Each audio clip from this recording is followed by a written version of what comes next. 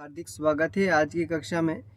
जैसे कि हमने पिछले कालिया के बारे में हमने श्रवण किया था, ये कालिया कौन था, इनके माता पिता का नाम क्या था, तो उसी से रिलेटिव यानी इसी से उन्हीं से जुड़े हुआ ये कथाएं भी आज की इसी प्रकार से है। क्योंकि गरुड़ जी भी क्या होता है, ये गरुड़ जी भी क्या है, भगवान भगवान के तो भक्त है ही, भगवान के वाहन तो है ही, लेकिन साथ साथ में गरुड़ जी कौन है, गरुड़ जी साथ साथ में है उन्हीं यानी कि उन्हीं उन्हीं के भाई है। जैसे कालिया के हम सबके भाई है, लेकिन वो होता है कि सगे भाई नहीं। ये दूसरी कश्यप पुत्र जो कश्यप जो ऋषि थे, उनकी टोटल कितनी रानियाँ थी, 17 के आसपास रानियाँ बताई जाती हैं। और 17 रानियों में से जिसमें से 2 रानियों की हमने चर्चा ही की थी। एक तो है कुद्रू और दूसरी रानी का जो नाम आता है वो कुद्रू। जो रानी जो थी उनके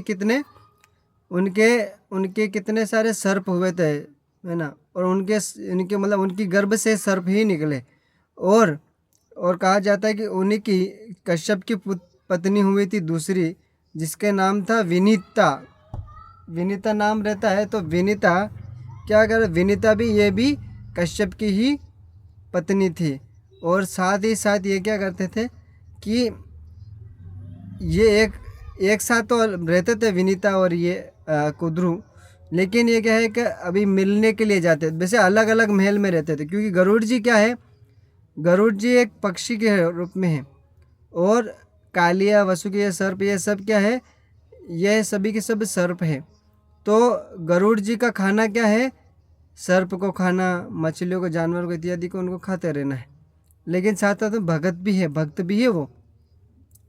इससे ये पता चलता है कि मतलब गरुड़ जी इतना मतलब चाहे वो खा रहे हैं, लेकिन वो भी तो भी भगवान के शुद्ध भक्त ही माने जाते हैं, है ना।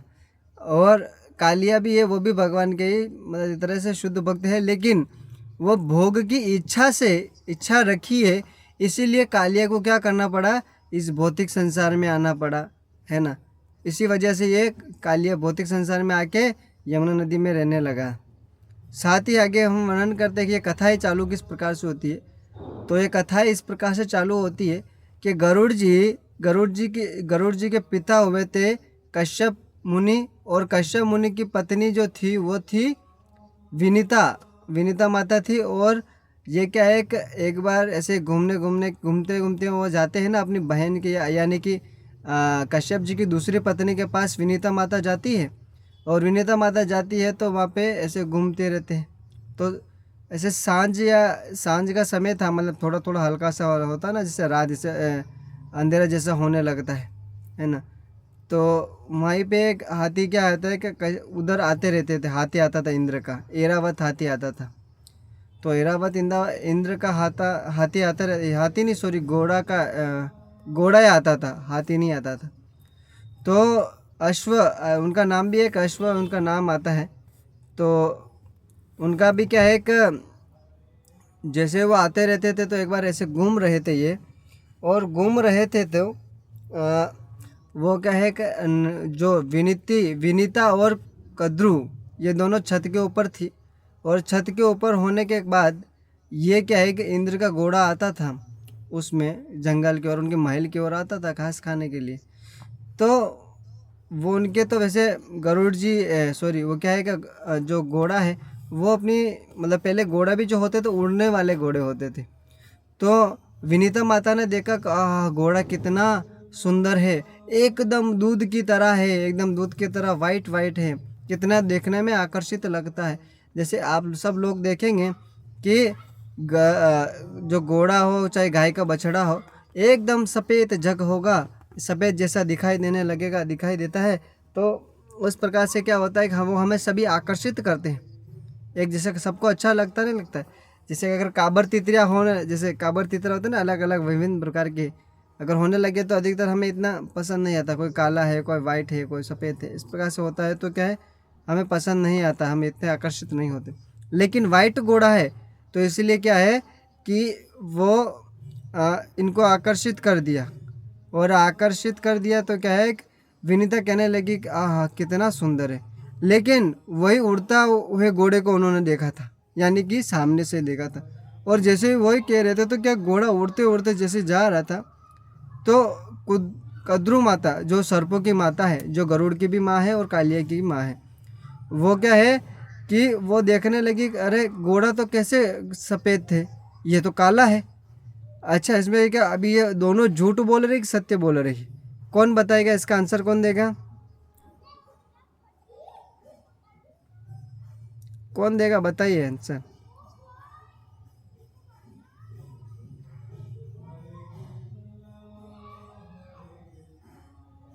हम्म।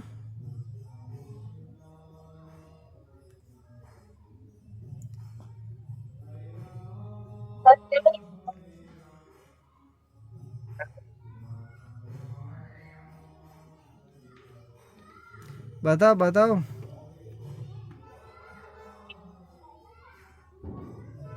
झूठ बोल रहा है बाबूजी। है झूठ झूठ। कई। ये घोड़ा काला है। हाँ, अभी दोनों अपनी अपनी जगह सही है। क्यों? हाँ हाँ। क्योंकि उन्होंने जो कद्रू कद्रू की जो कद्रू है, माता कद्रू, जो कि वो क्या बोल रही है कि वो ये बोल रही है कि घोड़ा काला है, लेकिन सत्य तो वो भी बोल रही है ना। विनीता भी सत्य बोल रही है, वो बोल रही है कि घोड़ा सफ़ेद है। दोनों असल में दोनों सत्य है। अभी सत्य कैसे हुआ? क्योंकि गरुड़ जी अभी क्या बोले कि अगर वो वापस में शर्त लगने लगी, विनीता और कद्रू के बीच में शर्त होने लगी कि नहीं घोड़ा तो सफ़ेद है, नहीं वो बोले कि सफ़ेद काला घोड़ा है, ये दोनों के बीच में होने लगे। तो बोले, अभी विनीता और दोनों बोले शर्त लगी कि अगर अच्छा घोड़ा सफ़ेद हुआ तो बोले तुम क्या करोगी? तो विनीता कहने लगी कि घोड़ा अगर सफ़ेद मतलब सफ़ेद निकला है ना, तो आपको आजीवन मेरा दासी बन के रहेंगे, या काला निकला तो मैं आपका आजीवन दासी बन के रहूँगी। इस प्रकार से वो कहने लगी। बोले कि अभी दोनों दोनों संकल्प ले लिया, लेकिन जैसे ही बोले कि ठीक है कल इसी समय क्या होगा, यही घोड़ा वापस आएगा यहाँ पे, तो यही घोड़ा आएगा तो हम देख लेंगे, तो स्पष्ट हो जाएगा कि कैसा घोड़ा है। तो बोले ठीक है। तो जैसे ही वो अभी बोले जैसे ही घर पे गए, और घर पे गए तो दोनों दोनों के दोनों चिंतित होने लगे, और दोनों चिंतित होने लगे तो ये बोल रहे कि अरे यार, अभी हमने ये शर्त तो लगा दिया कि अगर घोड़ा अगर सच में अगर अभी विनीता माता क्या सोच रही है, जो गरुड़ की माँ है, वो क्या सोच रही है, अरे सच में अगर घोड़ा अगर काला निकला तो क्या होगा। अभी खुद के ऊपर संदेह होता जा रहा है, और संदेह होता जा रहा है, तो वो सोच रही सच में इंद्र का घोड़ा काला है, घोड़ा है सफ़ेद है। तो अपने पुत्र को बुलाए, पुत्र वहीं पे आए, तो पुत्र आए तो गरुड़ जी आए वहीं पे। गरुड़ जी विनीता के पुत्र है, और देख विनीता के दो पुत्र हुए थे, एक तो गरुड़ हुए थे, एक अरुण हुए थे। अरुण कौन है? जो कि सूर्य देव का रथ चलाते हैं या रथ हाँकते हैं, उनका नाम है अरुण। अरुण और गरुड़ जी ये दोनों किनके पुत्र हैं? विनीता के पुत्र हैं। और ये क्या है कि अभी जैसे ही वो अपने घर में आए, गरुड़ जी शाम को रात को आए और देखे अपनी माता को, बोले माता अरे तो तुम टेंशन क्यों ले रहे हो इतना? अरे बोले कि हमने शर्त लगाया था कि कुदरू से कि इंद्र का जो घोड़ा है वो तो सफ़ेद है, और उन्होंने भी शर्त लगाया था कि घोड़ा तो काला है। और बोले काला घोड़ा या सफ़ेद घोड़ा निकल गया तो अगर घोड़ा अगर काला निकल गया, कद्रू माता का ऐसा बोली तो कि बोले मुझे कद्रू का दासी बन के रहना पड़ेगा, अगर सफ़ेद घोड़ा निकल गया तो कद्रू मेरी दासी बन के रहेगी। तो इस प्रकार से ये चल रहा था। तो गरुड़ जी से पूछने लगे कि आप ही बताइए अभी क्या इसमें सत्य है? तो गरुड़ जी कहने लगे अरे माता तुम टेंशन काहे को लेती हैं, मैं भी भगवान विष्णु का वाहन हूँ, और इंद्र का घोड़ा है वो भी इंद्र का वाहन है। तो इसमें क्या है कि इसमें टेंशन लेने की कोई आवश्यकता नहीं है, घोड़ा तो सफ़ेद है काला नहीं है। तो जब ये कहें तो बोले कि उनको माता का थोड़ा क्या है संतुष्टि मिली, तो ये विचार करने लगे कि अभी वो लेकिन फिर भी पूछे कि आपको कैसे पता? अरे बोले कि हम जाते रहते हैं ना स्वर्ग में, और जहाँ पे हम जाते थे इंद्र से मिलने जाते हैं, अन्य राज्यों से मिलने जाते हैं, तो क्या है कि वहाँ पे हम देखते रहते हैं कि इंद्र के जो वाहन खड़े रहते हैं तो हम देख लेते हैं वहाँ पे। और बोल रहे हैं कि जब इंद्र का वाहनों के बारे में आता है तो इंद्र का वाहन भी इतने सारे हैं कि हम कल्पना ही नहीं कर सकते उसकी इतनी। इसके बारे में भी हम चर्चाएं किस दिन करेंगे कि इंद्र के कितने कितने सारे घोड़े थे, कितने सारे हाथी थे, कितने सारे उन्होंने बना रखे थे जानवर, अनेक अनेक अनेक प्रकार के वो होते रहते। तो इसमें कुछ जगह तो इसमें शायद घोड़ा का नाम भी आया है, कुछ जगह एरावत का भी नाम आया है, क्योंकि एरावत भी ज़मीन पे आता रहता है, कभी घोड़ा भी आता है तो कभी एरावत भी आता है, इस प्रकार से दोनों को आता है। तो अगर आपको ऐसा लगे कि हाँ घोड़े की बात कर रहा हूँ या हाथी की बात कर रहा तो पता नहीं इसमें कौन सा बात सत्य है। वैसे इंद्र के पास तो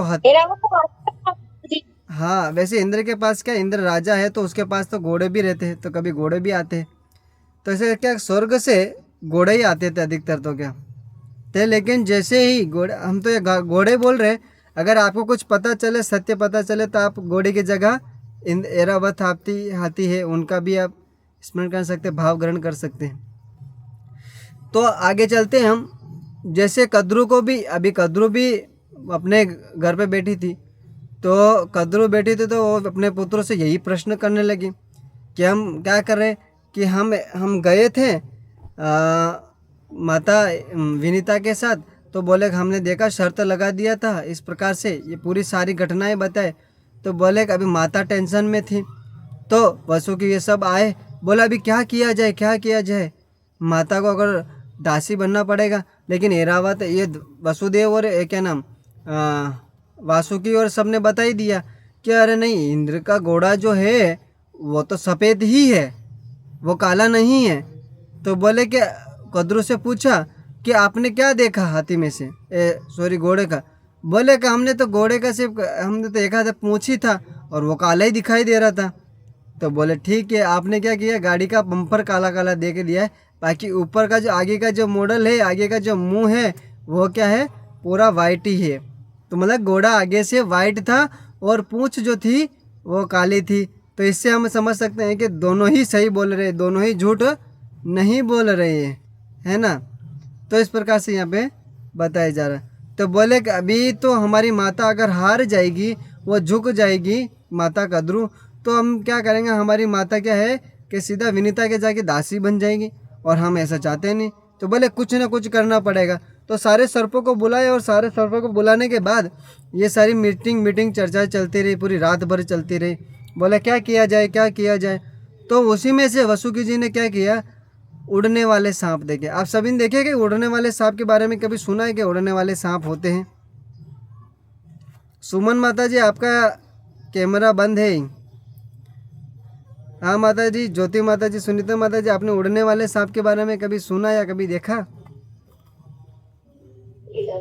हाँ प्रभु जी, सुना है, देखा हाँ। सुना। तो वसुकी जी ने क्या किया कि उड़ने वाले सांपों को बोला कि आप जाके क्या करो, जैसे एरावत आएंगे या एरावत का घोड़े आएंगे, तो क्या करना है, आप जाके उनके पूरे शरीर से क्या करना है, चिपक जाना। और चिपक जाना ऐसा क्यों बोला, क्योंकि अपनी माता का जो कद्रू है वो विनीता की दासी ना बने। अच्छा बताए, सांप जो होते कैसे होते हैं, है ना, सांप हो कैसे होते हैं, अन्य प्रकार के रंग के होते हैं ना, जैसे काले भी होते हैं, वाइट भी होते हैं, सफ़ेद भी होते हैं। लेकिन वसुकी जी ने क्या किया कि बोले ठीक है कोई बात नहीं, आपको क्या करना है, काले सर्प को बुलाया और काले घोड़े के ऊपर जैसे उड़ते उड़ते आया, तो क्या कि तुरंत जो सर्प उड़ते उड़ते क्या है, बोले ब्रह्म मुहूर्त में उठे सर्प उठे, और क्या है, उठने के बाद बोले कि जैसे ही घोड़ा आता है तो आपको क्या करना है, वहाँ पे उनके शरीर पे चिपक जाना है। तो इसी प्रकार से चिपक गए। तो जैसे ही वो माता कद्रू और विनीति क्या छत पे बैठी थी, खड़ी थी, और जैसे ही हाथी आया, घोड़ा आया, तो देखिए माता विनीति, आप बहुत बड़े चिल्ला रहे थे ना, हाथी तो मतलब घोड़ा जो सफ़ेद है, सफ़ेद है, सफ़ेद है। अब देखो, हमने सही से देख के बताया ना कि घोड़ा तो वाइट है, सब काला है, काला है, लेकिन आप माने नहीं। अभी अपनी आंखों से देखो, देखिए घोड़े आ रहे हैं। तो बोले अभी क्या करें, ये कद्रू जो विनीति माता तो टेंशन में आ गई, गरुड़ की माता, और गरुड़ की माता टेंशन में आ गई। तो बोले अभी क्या किया जाए। तो बोले कि अभी मुझे तो आपकी दासी बनना ही पड़ेगा, जैसे एग्रीमेंट पे साइन हुआ था हमारा, कि वचन भी दिया था कि घोड़ा अगर काला निकला तो आपकी दासी बनने पड़ेगा, वाइट निकला तो मैं आपकी दासी बनूंगी। कद्रू माता इस प्रकार से कहने लगी। तो बोले ठीक है। अभी क्या है कि जैसी सी टेंशन में वापस अपने शाम को बोले कि हम कल से आपकी दासी बनेंगे। तो वापस घर पे गए तो गरुड़ जी आए फिर से देखने माता को। तो बोले माता को देखने आए तो बोले कि गरुड़ जी कहने लगे क्या टेंशन में हो रहे। बोले कि हे पुत्र, हे गरुड़, मैंने आपके जो आपने कहा था उस पर विश्वास कर लिया, और विश्वास कर लिया तो क्या है कि घोड़ा तो काला निकला, और काला निकला तो मुझे अभी क्या है कि वचन के अनुसार मुझे क्या करना पड़ेगा, मुझे तो कद्रू माता का है, जो कद्रू मेरी बहन है, ऐसा बहन भी कह सकते हैं, क्योंकि अगर 2 शादी हो जाती है किसी पत्नी का या 3 शादी हो जाता है तो बहन ही कहा जा सकता है। तो बोले कि अभी मेरे जो कद्रू बहन है उनके साथ तो मुझे क्या करना पड़ेगा, मुझे उनका दासी बन के रहना पड़ेगा। बोले अभी क्या किया जाए। तो बोले ठीक है, हम दासी ही बन जाएंगे। तो बोले कि ऐसे कैसे हो सकता है। बोले कि आप वहाँ पे गए थे तो कि फ़ोटो खींच के लाए थे कि नहीं लाए थे। बोले हाँ हाँ फ़ोटो खींच के लाए, बताइए। तो बोले जैसे गरुड़ को दिखा है, गरुड़ की तो आँखें एकदम है ना पक्षी की तरह है, तो वो तो उनके आहार ही है। तो बोले सर पे। तो वो क्या जैसे जूम करके देखने लगे, बोले अरे ये तो क्या है, सर्प है, और पूरे घोड़े के ऊपर लपेटे हुए चिपके हुए हैं। तो ये असल में सर्प चिपके हुए हैं। तो बोले कि सर्प चिपके हुए, तो तुरंत डाउट आ गया कि ये कार्य किसका है, ये कार्य सिर्फ उन्हीं का, कद्रू माता का ही है। ये प्लान बना के ये सब कार्य कराया जा रहा है। तो बोले ठीक है। तो बोले हम अभी जैसे वचन के अनुसार, लेकिन सबूत कोई था नहीं उनके पास। तो बोले अभी क्या किया जाए। तो बोले अभी दासी तो बनना ही पड़ेगा, मैं जा रही हूँ। तो जैसे जाते हैं तो बोले कि अपने गरुड़ जी से भी कहते हैं कि मैं वहाँ पे जाती हूँ तो मुझे बहुत काम करवाते हैं, कपड़े धुलवाते हैं, पोछा लगवाते हैं, है ना, दासी के बना के रखते हैं। बोले भोजन बनाओ इत्यादि, ये सारे कार्य करवाते हैं। जो दासी जो नौकर होते हैं वो सारे कार्य ये करवाते हैं। तो उसी प्रकार से गरुड़ जी बोले अभी माता विनीति कहने लगी, आप मेरे पुत्र हो, आप भगवान के भी वाहन हो, तो कृपया करके आप मुझे क्या करो कि मुझे ऐसे मुक्त करवाइए, मुझे यहाँ से निकलवाइए। गरुड़ जी बोले ठीक है, कोई बात नहीं।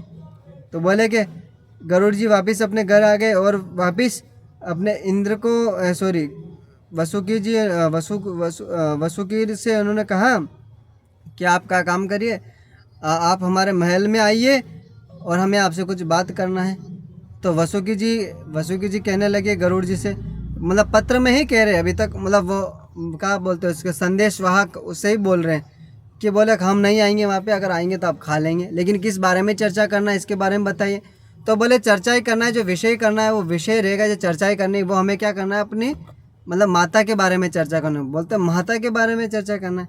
बोले कि क्या चर्चा करना है। बोले कि आपने हमारी माता को क्या है दासी बना के रखा है, आप एक काम करो, हमारी माता को छोड़ दो, कुछ लेन देन के हो जाए। बोले इसके बदले आप कुछ भी मांग लो। तो बोले कि अभी वसुकी ये सब कहने लगे, क्या कहने लगे, हमें 1 हफ्ते का टाइम दीजिए, हम सोच विचार के आपको बताएंगे हमें क्या चाहिए, तब जाके आपकी माता को रिलीज करेंगे। बोले ठीक है।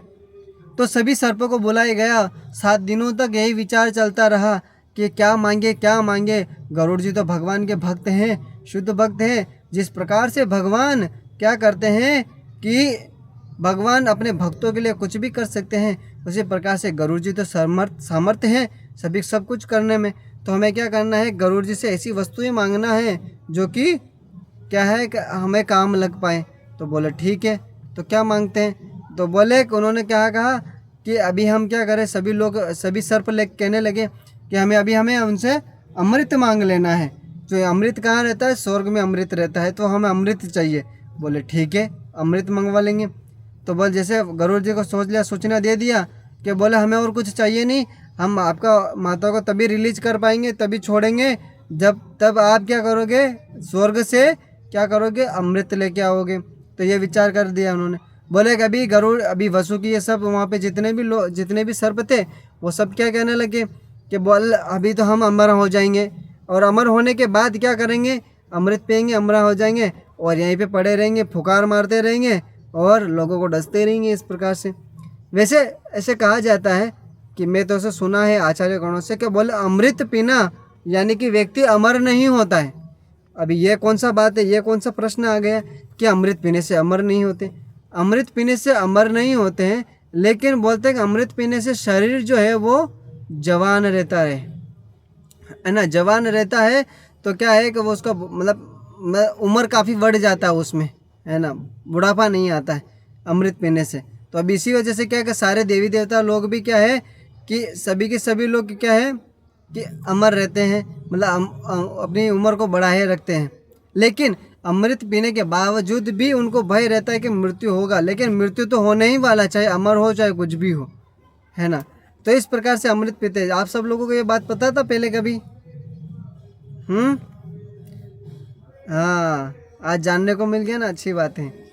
तो अभी गरुड़ जी बोले ठीक है कोई बात नहीं, हमारे इंद्र तो अच्छा मित्र है, अभी हम क्या करेंगे, इंद्र के पास जाएंगे और इंद्र से कहने लगेंगे कि आप क्या करो, हमें ये अमृत का दे दो, ताकि हम क्या करेंगे, अपनी माता को छोड़ा पाएंगे।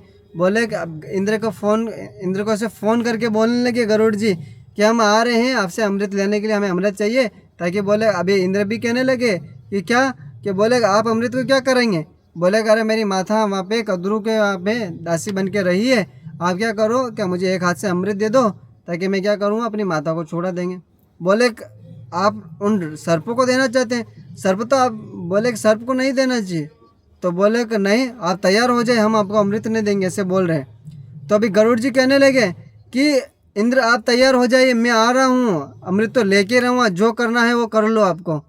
अभी ये धमकी देके गरुड़ जी क्या किए, अपनी उड़ान उड़े और सीधा कहाँ चले गए, सीधा चले गए स्वर्ग में। स्वर्ग में जाके अटैक किया, सारे जितने भी सेना थी उन सबको मार धाड़ के, सभी को जितने भी भाला इत्यादि, धनुष तलवार इत्यादि रह के सभी का वध करते करते, इंद्र को भी अपने, इंद्र के पास रहता है वज्र रहता है, और वज्र रहता है तो उस वज्र से प्रहार करते हैं तो व्यक्ति कोई भी मर जाता है, बड़े से बड़े राक्षस मर जाते हैं। लेकिन उस वज्र से इंद्र ने क्या किया कि गरुड़ जी के ऊपर प्रहार करें, कम से कम 1000 बार उन्होंने क्या है प्रहार मतलब उनके पास प्रहार किया वज्र से।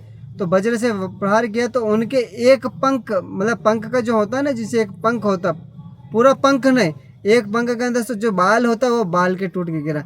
तो इंद्र भी परेशान हो गए, बोले कि अरे बाप रे बाप, कैसे है, हमारा काम भी नहीं कर रहा है ये, तो बोले कि भगवान ने स्वयं दिया है हमें ये वज्र, बोले बैटरी सब डाल के दिया है। बोले कि ये कैसे असफल हो चुका है? बोले कि ये तो भगवान की शुद्ध भक्त है, वैसे इनके ऊपर है होता नहीं है सारी चीज़ें।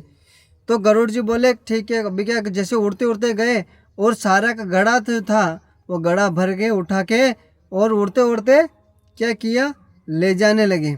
ले जाए रहते तो इधर जैसे वो लेके चले गए वहाँ से, तो अभी इंद्र दौड़ते दौड़ते ब्रह्मा जी के पास गया, विष्णु के पास गया दौड़ते दौड़ते, और बोले विष्णु से कहने लगे कि आपका वाहन आया था, गरुड़ जी आए थे, पूरे स्वर्ग में तहस नहस कर दिया, और तहस नहस करने के बाद क्या है, अमृत लेके चला गया। और अमृत लेके चला गया तो क्या हुआ कि वो अभी नागों को देने वाले हैं, और नाग पी लेंगे तो वो और शक्तिशाली हो जाएंगे, स्वर्ग पे अटैक कर सकते हैं, है ना, इस प्रकार से है। तो बोले आप जाओ दौड़ो उनको रोको। तो भगवान गरुड़ जी बोले, देवी देवता बोले, इंद्र बोले कि हम कैसे रोके, देखिए अभी हमारे पट्टी चढ़ी हुई है, पट्टी लगी हुई है। गरुड़ जी आए, हाथ पाँव तोड़ के सब चले गए। बोले तुरंत जाओ गरुड़ जी को कहो मैं आपको ये कहता हूँ वो कहो, जाके तो इंद्र मान ले, गरुड़ जी मान लेंगे। बोले ठीक है। जैसे वहाँ से इंद्र और सब पे प्रस्थान किया और गरुड़ जी का रास्ता रोक दिया, और रोकने के बाद क्या बोलने लगे कि आप क्या करो, रुको रुको। बोले गरुड़ जी बोले तुम फिर से आ गए। बोले आपके प्रभु ने मुझे कहा है कि आप क्या करो, हम ऐसा करेंगे कि हम सब मिलकर क्या करेंगे, हम आपकी माता को वहाँ से छुड़ाएंगे कद्रू के यहाँ से, और उसके बाद आपको अमृत भी देना नहीं पड़ेगा और माता भी छूट जाएंगी। बोले ठीक है कोई बात नहीं, करवा लेंगे। तो भगवान की बात मानने के कारण गरुड़ जी मान गए। तो उसमें क्या है कि कलश जो था तब उठा के ले जा रहे थे, तो उसके अंदर से 4 बूंदे जो होती है उस घड़े के अंदर से छलक गई यानी कि 4 बूंदे नीचे गिर गए, और 4 बूंदे जब पृथ्वी पर गिरी तो 4 स्थानों पे गिरी। कौन कौन से? एक उज्जैन, एक नासिक, एक ऐसे 2 स्थान और है। जहाँ पे क्या है कि कुंभ के मेले लगते हैं भारत के अंदर 4 स्थान है। तो वहाँ पे 4 स्थानों का नाम तो मुझे नहीं आता, लेकिन 2 ही का नासिक भी आ गया है, कुंभ भी आ गया, शायद इलाहाबाद ऐसा कुछ होगा। ऐसा नाम मुझे अचानक याद नहीं आ रहा है। तो 2 और का नाम है जो जहाँ पे 2 और ये 2 4 स्थान पे 4 बूंदे गिरी है। तो 4 बूंदे गिरी तो वहाँ पे क्या हो गए कि वहाँ पे कुंभ का मेला लगने लग गया। 4 स्थान हो गया। तो आप सब लोगों को पता चल गया कि कुंभ का मेला क्यों लगता है, क्योंकि वहाँ पे अमृत गिरा था, है ना। तो इसका पीछे का ये भी एक कारण, ये भी हमें एक सीखने को मिला था। तो बोले ठीक है हम जाते हैं, लेकिन हम क्या करेंगे अभी, जैसे गरुड़ जी क्या किया, अमृत को लेके उस पर्वत पर गए। कौन सा पर्वत है, हमने चर्चा किया था पिछली कक्षा में, कौन सा पर्वत के नाम के बारे में बता रहे थे। ये कहाँ पे रहते नाग लोग, ये कहाँ रहते हैं, कुछ याद है? नहीं याद है तो बता देते, कौन सा, रमणीक द्वीप। कहाँ पे रहते हैं, याद आएगा सब लोगों को? रमणीक द्वीप में रहते, तो रमणीक द्वीप में गए। और बाकी की कथाएं हम कल सुनेंगे गरुड़ जी की। हम तो कल, आपके पास टाइम नहीं रहेगा, तो हम कल की कथा, बाकी कथा हम, आप सब लोग वृंदावन से आ जाएंगे तब हम सब सुनेंगे। ओके, हरे कृष्णा, जगत गुरु श्रील प्रभुपाद की जय। किसी का